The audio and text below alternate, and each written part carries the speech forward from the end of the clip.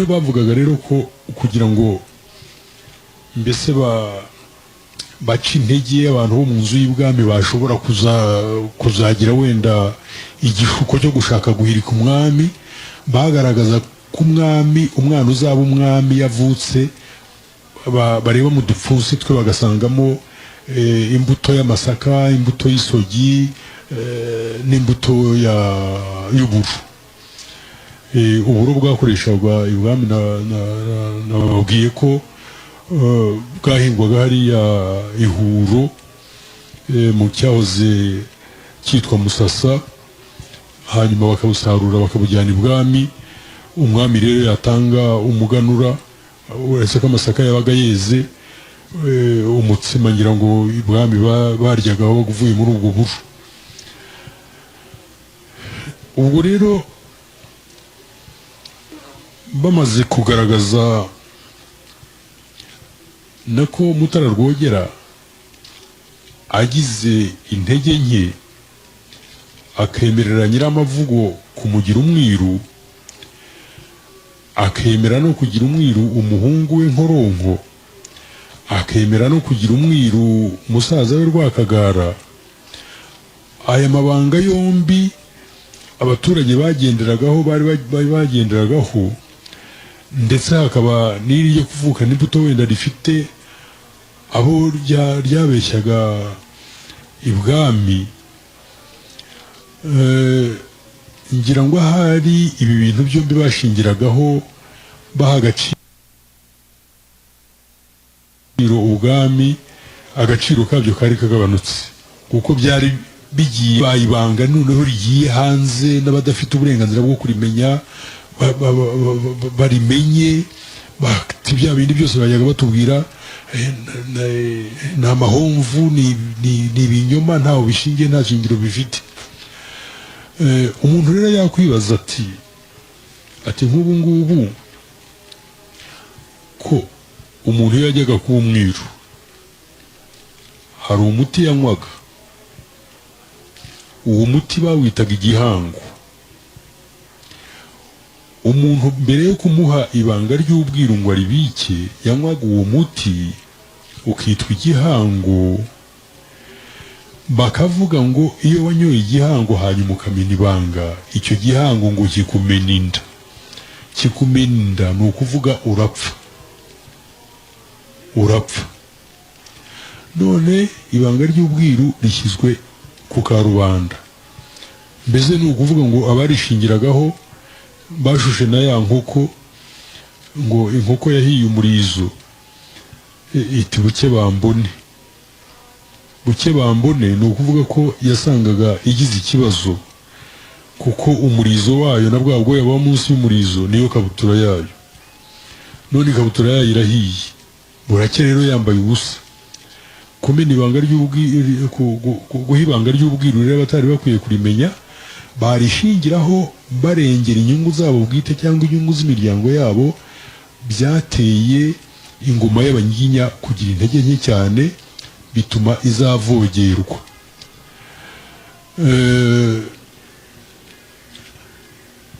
Ni ukuvuga ko ubwiru waburagaga umwana wawe. Nyiramavugo birumvikana, uwo yari kuburaga ni Nkoronko nawe yari abwifitiye. Undi ni Rwogera bagombaga kujyana, ntiyagombaga kumusiga imusozi. Ariko Nkoronko yari afite abana. Abo bana rero ise azibanga ry'ubwiru, yari afite umutwe w'ingabo yayoboraga, niba wari umutware w'intaganzwa. Yashoboraga gushingira ku byazi akarwanya umwami, agashaka kwimika umuhungu we, kuko yari yaramenye amabanga y'ibyo byose. Uretse ko hari ibyo bamuhishaga, ntabwo bamurangurije, bari baramurangurije byose. Hari Rwakagara nyina Bambaye mushiki we nawe yategetse ko bamubwira ibanga ry'ubwiru, kandi bararimubwira. Kandi imiryango y'ibibanda ni ukuvuga ababyaranaga abami n'Abanyiginya, ntabwo yari ifite uburenganzira bwo kumenya iryo banga, none wararimenye ashobora kuzarikoresha mu nyungu z'umuryango we. Ese nk'aha ngaha twibajije, Rwakagara umenya iryo banga ko umuryango we uri mu miryango y'ibibanda, kandi imiryango y'ibibanda bikaba bibujwe ko imenya ibanga ry'ubwiru, niwe bizagarukiraho kubwira uburagwa umwana wawe akazabiraga umwuzukuru n'umwuzukuruza n'ubuvivi. Iryo banga se yahawe azarireka yashoboraga kuriraga abe bakaba biru bakaba ibihangange, cyangwa se azarikomeza kandi umuryango we ukomeze mu miryango y'ibibanda? Ni ukureka kimwe muri ibyo, kureka kuba ikibanda cyangwa kureka ryabanga ry'ubwiru. Icyo azahitamo kureka muri ibyo ni ikihe? Simbizi. Aha ngaha ni ikibazo bigaragaza rero ko yego niba na rubanda rwose bataremeraga biriya bintu byo kuvukana imbuto ni iki, bigaragara ko hari benshi batabyemeraga. Biragaragara utubigaragarira hehe? Kuva ku ngoma ya Kigeli Mukobanya, oya, kuva ku ngoma ya Cyilima Rugwe, ise wabo witwaga Mwendo niwe wahunguye nyina Nyakiyaga. Ruganzu Bwimba amaze kugwa inkungu na Munyaga hariya hirya i Rwamagana, amuhunguye bavuga ko Mwendo yashatse kuroga Rugwe, Cyilima Rugwe, kugira ngo yigarurire ingoma. Ubwo se yabaga azi ko yavukanye imbuto? Yari azi neza ko atavukanye imbuto, ko adashobora kuba umwami ataravukanye imbuto. Niba rero yarashatse kubigira, ni ukuvuga ko icyo kintu cyo kuvukana imbuto atacyemeraga, ntiyacyemeraga. Noneho uwitwa Karimbi yari umuhungu wa Cyilima Rugwe. Kigeli Mukobanya nawe ni umuhungu wa Cyilima Rugwe, nubwo yabyawe ku mubiri na Nzorubihembe w'Ubugesera. Karimbi Cyilima Rugwe amaze kuraga ingoma Kigeli Mukobanya, Karimbi yateye amahane. Yari umuhungu wa Cyilima Rugwe, yateye amahane aravuga ati ntibishoboka, Mukobanya ni umunyabugesera, aza kwima ingoma y'u Rwanda ate ko yabyawe n'umwami w'Ubugesera? Karimbi nawe yafashe intwaro arwanya Kigeli Mukobanya yimye ingoma, kandi Kigeli Mukobanya Cyilima Rugwe yamuraze ingoma akiriho, yamugize umwami akiriho, babanye abami bombi igihe kimwe. Amwita n'izina ry'ubwami rwose wa Kigeli wa mbere Mukobanya. Icyo gihe biragaragara ko hari abantu b'ibwami bari bazi ko ayo mabanga atari amabanga abajije, bakabirwanya. Hari Juru, noneho Juru, Bamara, Mutezi na Bwimba bene Yuhi Gahima barwanyije Ndahiro Cyamatare akimara kwima ingoma. Ndahiro Cyamatare yego yagize abamushyigikira, Binama, Gacu, Karangana, nabo bagiye ku ruhande rwe barwanya ba Juru, ariko bagabanya u Rwanda mo kabiri. Ubwo se Juru ko yarazi ko atavukanye imbuto, yarwaniraga ingoma kuki? Bene sese bamushyigikiye, Bamara bariya ba Mutezi, ba Bwimba, babaga bazi ko abantu babiri bavutse ku mwami umwe, bavukanye imbuto bombi. Biragaragara ko hari abantu b'ibwami bari baracingiye abantu batemeraga ibyo bintu. Hanyuma nanone ku ngoma ya Yuhi Mazimpaka amaze gutanga, yari afite uwari umuhagarariye muri cya gihe cy'uburwayi bwe, Karemera wa mbere Rwaka, wiswe Karemera kugira ngo bubahirize amasezerano ndori yagiranye n'abami b'Ikaragwe. Karemera wa mbere Rwaka, abana be babiri, uwitwaga Nama n'uwitwaga Bicura. Bicura yari umutware w'Ubwanamukare, Nama yari umutware w'Ubugamba. Ubugamba ni hariya za Kibirira, ubu hitwa mu Kingogo. Nama na Bicura bagerageje kurwanira ingoma banga ko Cyilima Rujugira aba ari we wima ingoma bagira ngo bayikomeze kuko yari ifite ikomezwe na se Rwaka. None se bari bazi ko ise yavukanye imbuto, ko abantu bavukanye imbuto ari babiri, hari Cyilima Rujugira bayivukanye hakaba na Karemera Rwaka bayivukanye. Ibyo ni bigaragara. Ejo bundi rero ku ngoma ya Gahindiro urabona nako ku ngoma y'Impuhwe Sentabyo bigakomeza no ku ngoma ya Gahindiro, hari na Gatarabuhura nawe rero warwanyije Mibambwe Sentabyo. Mibambwe Sentabyo yamara kumuruga yatanga azize bwa bujita, ibyo twarabivuze. Noneho agakomeza guhangana n'uruhinja, ruriya ruhinja iri Gahindiro.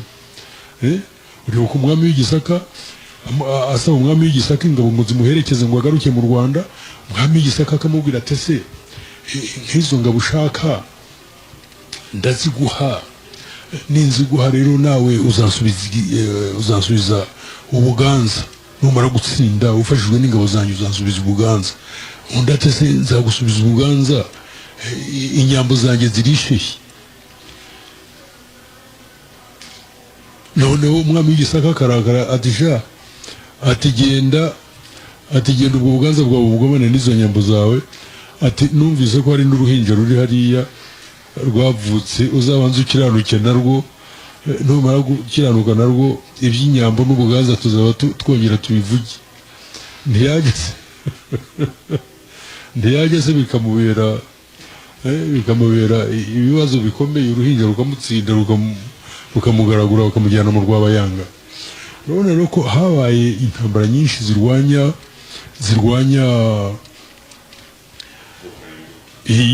zigaragaza ko abantu batemeraga ibyo bintu byo kuvugana imbuto, ariko byari bifite akamaro kabyo kuko abaturage bo barabyemeraga.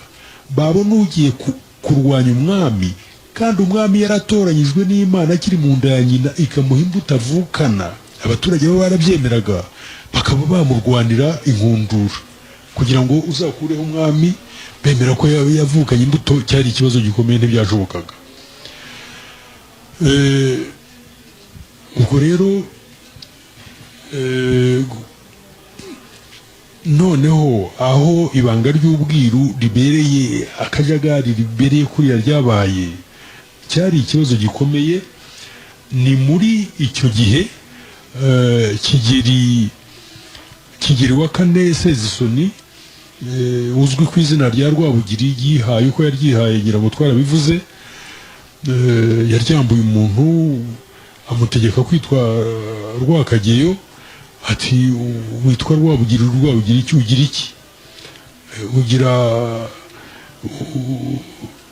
Ugira Bisangwa, ugira Mugugu, ugira Ingangurarugo, ugira ntacyo ugira, wegenda witwe Rwakageyo. naho Rwabugiri ni iryanjye, sinzongera no kumva umuntu kwita Rwabugiri. Wowe Rwakageyo ugende utunge ayo mahwa aricyo bushize, ugende ube Rwakageyo, naho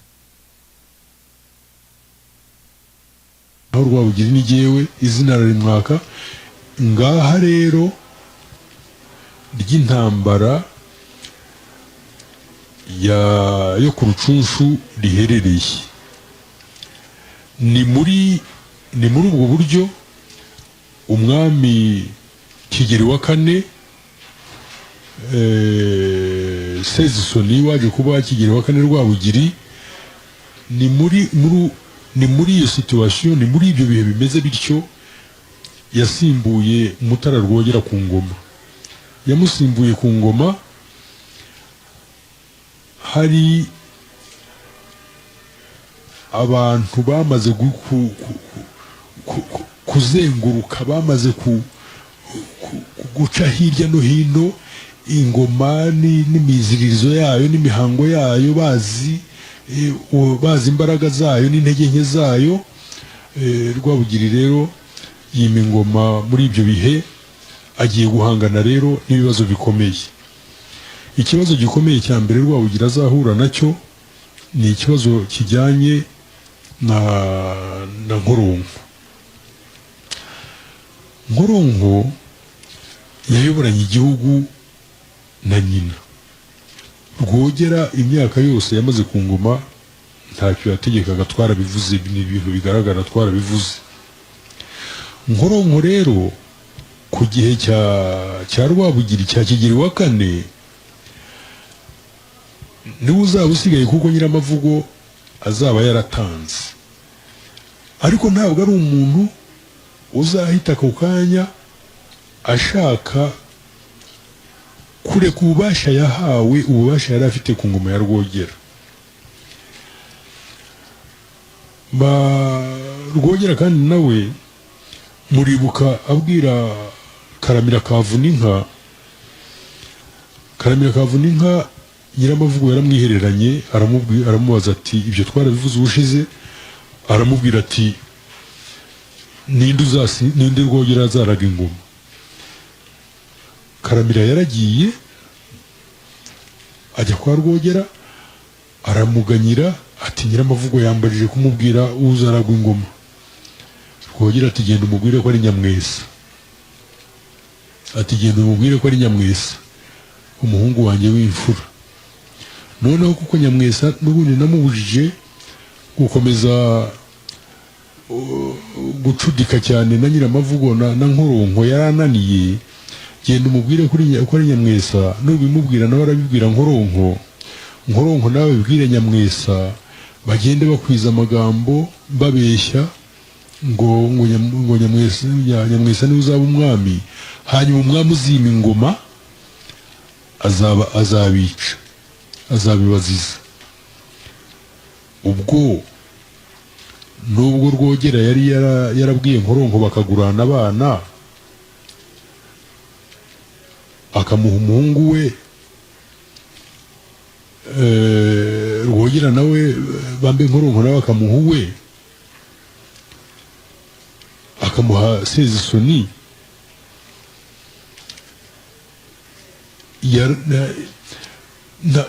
nta kintu yari abiziho. Yari akibana n'umugore we Muroronkwere, nyina wa Sezisoni, atuye hari Igiseke na Nyagisenyi, hariya muri Rusatira, mu cyahoze ari Rusatira, ari mu rugo rw'aho ngaho, ndetse n'umwana Sezisoni nubwo yari yaramuhaye Rwogera,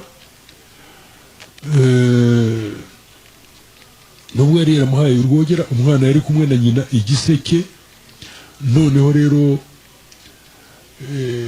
igihe cyo kwimika umwami kigeze, kuko bagombaga kubanza izina ry'umwami usimbura undi ku ngoma, babivugaga ku munsi wa kane umwami yatanze. Ariko uwo mwami, umugogo w'umwami bakawotesha, bakawubika, bakawugumana amezi 4 urijoma hariya kurushashi, twarabivuze ubushize. Mwijoro ry'umunsi umwami yimitswemo, uwo mugogo niba ari uwa Mutara cyangwa ari uwa Kirima, bakawuvana aho ngaho bakawujyana i Gaseke mu Rutobwe. Waba ari uwa Kigeli, Mibambwe cyangwa Yuhi, bakawutabaza aho ugomba gutabazwa. Niba ari Kigeli, Kirima, niba ari Mutara, Kirima cyangwa Kigeli, bazabajyana i Rutare. Niba ari Yuhi, bazamujyana i Kayenzi muri Tumba. Mibambwe bazamujyana i Mugambazi. Niba ari umwami watanze azize urupfu rumeze nk'impanuka, igihe bazamujyana Rutangampundu hariya hafi ya Mugambazi. Ibyo byari bizwi niko byagombaga kumera. Ku munsi wa kane rero, iyo bavugaga izina ry'umwami uzasimbura undi ku ngoma, bazanaga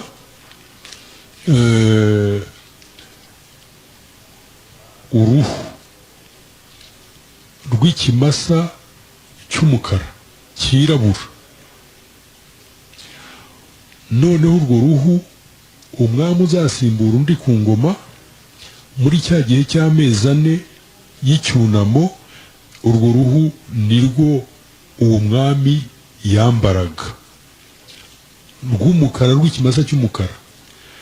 Bazanye akamasa rero akamasa bazabaga bazakuraho uruhu umwami uzasimbura Mutara Rwogera azambara Nkoronko agakubisa amaso ka kamasa harumirwa umwami bagize ngo umwami n'umwana ko bazanye akamasa gatoya Nyamwesa uruhu rwa kariya kamasa ruzamukwira kuko ntabwo yari azi ko ari umuhungu yibyariye Sezisoni wari ukiri n'umwana wari uri kumwe na Murorunkwere hariya Igiseke ntabwo yari azi ko ari we uri bube umwami noneho ibwami rero ibanga bararimuhije kugeza ku munota wa nyuma baramwihorera arakomeza yibeshya atyo ko Nyamwesa ari uzaba umwami hanyuma abona umugore we amusanze ibwami Murorunkwere na Sezisoni ababonye ahubwo ararakara aratangara yibaza ukuntu umugore w'umuntu ashobora kuva mu rugo rwe atamubwiye akagira atya akabona bahuriye ibwami ashaka kurakara ngo atonganye Murorunkwere uvuye Igiseke ute utambwiye ntazi kuri buze hano naho yaraje mu ibanga azi ko ntabwo yari azi ko abwira mu kanya ari bo babaye umugabekazi ubwo rero cya kindi cya Bwabwiru Nkoronko yamenye mu buryo butandukanye n'ubwo yagombaga n'ubwo yakoreshwaga icyo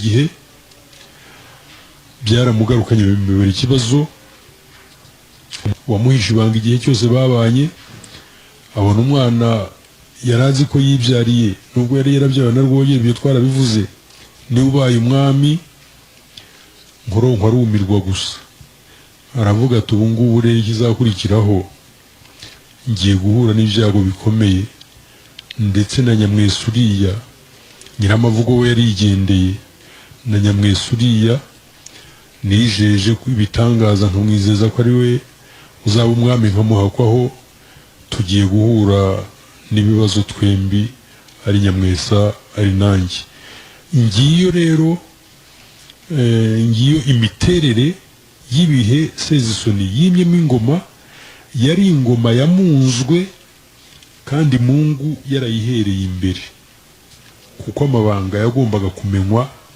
n'abantu badafite icyo bagamije mu kurwanira ingoma bari barayabikije abantu barwanira ingoma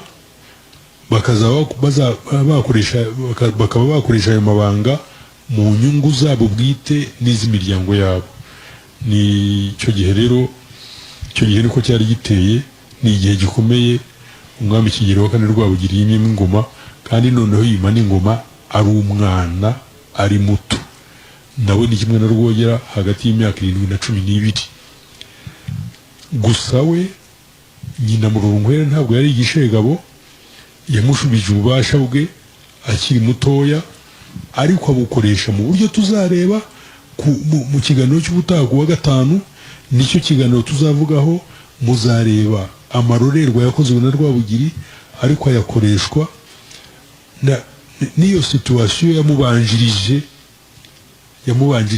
yarazwemo ingoma ayakoreshwa no kuba yararazwe ingoma nanone nyina yaramurekuye ubutegetsi akiri umwana nk'igihe yicaga abantu bitwa ba Rwampembwe n'abazesanga yari umusore w'imyaka 27 reba umusore w'imyaka 27 ufite ububasha bwose ku butaka bw'u Rwanda aho buva bukagera ku buzima bw'abantu n'imitungo yabo aho bivuga bikagera icyo atakora ni iki bakunzi rero b'iki kiganiro ubutaha nibwo tuzatangira neza ingoma ya Rwogera bambe ya Mutara Rwabugiri ya Kigeli wa kane Rwabugiri ngira ngo murumva ko yimye ingoma mu bihe bikomeye yarateguwe hari ibintu byinshi yagombaga kuvana mu nzira kugira ngo ashobore kuyobora igihugu. Murakoze.